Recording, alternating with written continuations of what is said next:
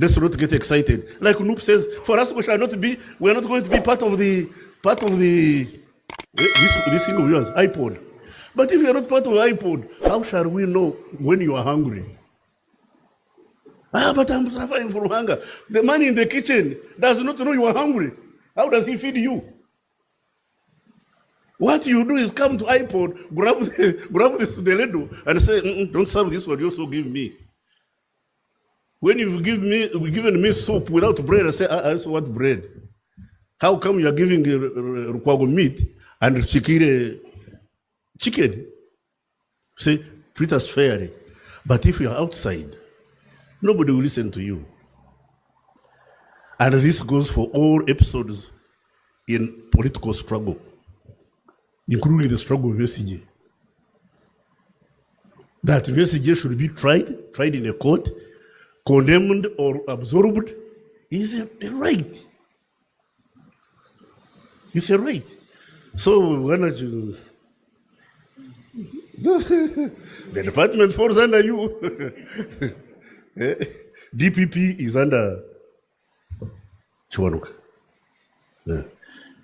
Honestly, keeping a man in jail for 8 months, and you say he's guilty. You've not told us what it is. Tell us. Yes, I know he could be guilty as hell, but for as long as we don't know what he has done or not done, for us as laymen, in the court of public opinion, he's innocent. In the court of public opinion, he's innocent until you present him before us and you tell us what he has done. And all the others. No citizen should be incarcerated without fair trial. I've told you this. You may hate me, you may like it. That's up to you. And I want them up front. One of my sons is a lawyer and he has specialized in criminal law. So he was telling his brother, he said, no, when somebody comes to you and says he has committed a crime and is being charged, he said, first question you ask him, did you do it? If he says he didn't do it, tell him, look for another lawyer. If he says he did it, you say, yes, I'll represent you. Said, do you know why? Say, yeah. You say instruction fees and upfront. Because when you're looked up, I will not chase you. So you give me my money upfront because as a lawyer, when we go to court, I don't know whether I will win or lose. So yeah, Honorable Kiryowa Chiwanuka, representing His Excellency the President, this is my singular honor to invite you to come and address us. I thank you.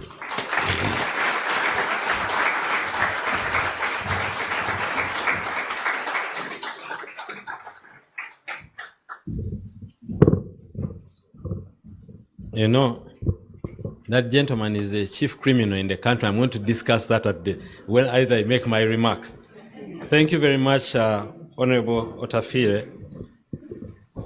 Honorable Otafiire, Minister of Internal Affairs, Honorable Mr. Justice Egona Ntende, Justice of the Court of Appeal, Constitutional Court, President Uganda Law Society and your Executive Council, Ambassador Bijiro and other heads of diplomatic missions present, members of parliament present, my friend Sibambi, Honorable Matthew Richkaire and former national leaders present, the Honorable His Worship, the Lord Mayor, my friend Elias Lukwago, the family of the late Sam Njuba, Auntie Gertrude and your family, senior council present, members of the ULS, ladies and gentlemen.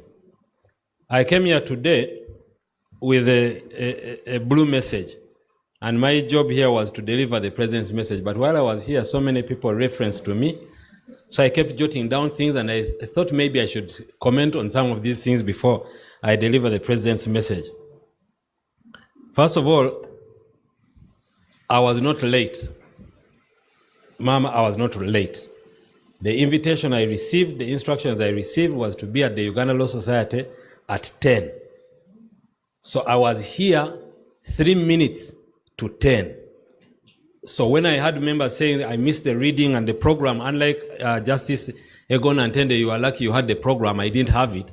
So I just came at 10. So colleagues and Mama, I was not late.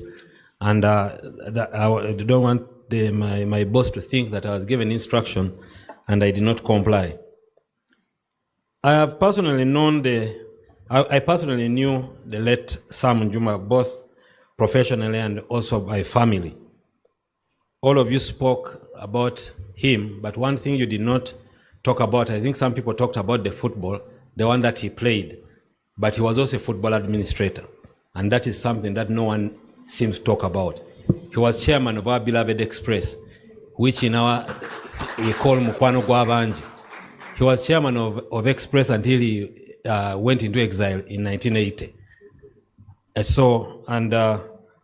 We are part of Express. I work at Express currently with Henry Njuba. So that is something that should be put in the record. He was not all play, he was also, I was actually pleased to learn that he was an ardent golfer, so it looks like we shared a lot more than I knew. So I'm personally privileged to be here because of that relationship. And I think God made that decision that I'll be here to deliver this message because the president was attending IPOD. That's where they are right now. So I got lucky. So Auntie Gertrude, your contribution to the struggle and to the rule of law is not questionable. And therefore you are well within your right to say that you are actually correctly placed on this endowment fund. So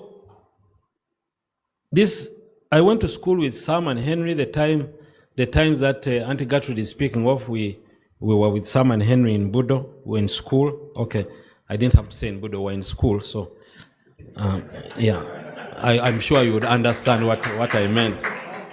So when we were in school, we were together. And by all this time, we did not know they were children of two rebels. All this time we were in school, both of the parents were rebels, together with the Honorable Kayinda Otafiire. So we didn't know. They were very humble, very, very humble people. And even when Honorable Njuba and Gertrude came back, the humility in the Njuba family is commendable.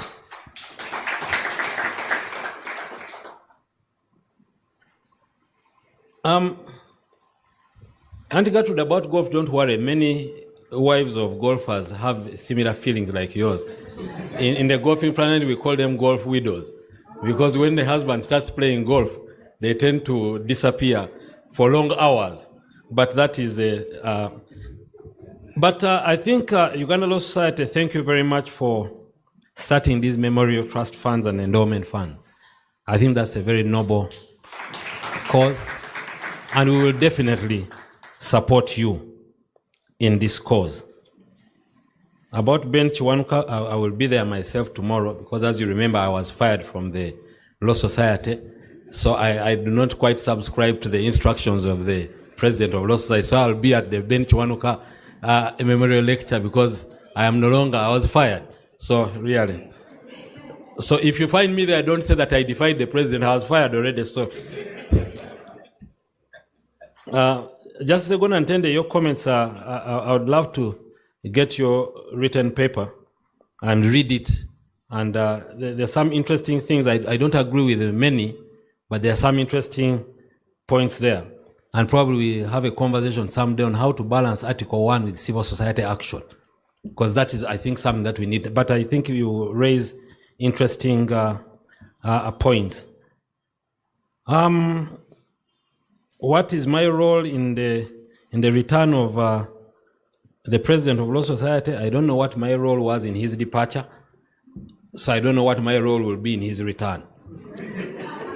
But that matter is being raised here, but I have tried to steer very clear of this business of R&B and the fight, so I concentrate on what I am doing. So unless you really think I have some role I could play, I'd rather stay in my small corner where I was and not really disturb the radical new bar, so that I stay there and I stay here and I do my work. But I'm happy to participate in any way you think I can help. But Honorable Nsibambi, as members of Parliament,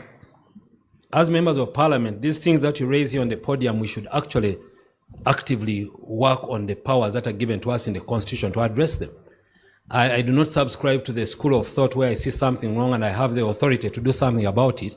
and I'm not doing anything about it. So we can actually work with private members' bills. All these things you're talking about can be addressed that way. Maybe I'm not a politician enough to understand that this may be an opportunity to raise these issues, but we have a correct fora. Like, for example, enforcement of court orders is a matter that has been in our space as lawyers for a long time. The question is, how do you balance the two interests when a court order is misused and when a court order is being properly done? So I think what we need to find is what is the middle ground. For example, in land, you'll find people misusing court orders and evicting people. Now, those people have to be protected. So it's a neat balance that we need to sit down and talk about. And fortunately, all of us are talking about the issue of dialogue. What is it that we are not doing right, which we can correct? How can I correct it? So when they tell me that they are misusing court orders, like General Otafiire said, yes, we know that the process is laborious. What do you think we can do to make it better? That is how you can help us in the executive to get our issues correct. Honorable Bijura, you have noted your comments, and we thank you very much for your contribution to the motherland. Lord Mayor, I think I've answered your major question. The other issues you've sent to me directly, what is the role in the return of the president? You can guide me.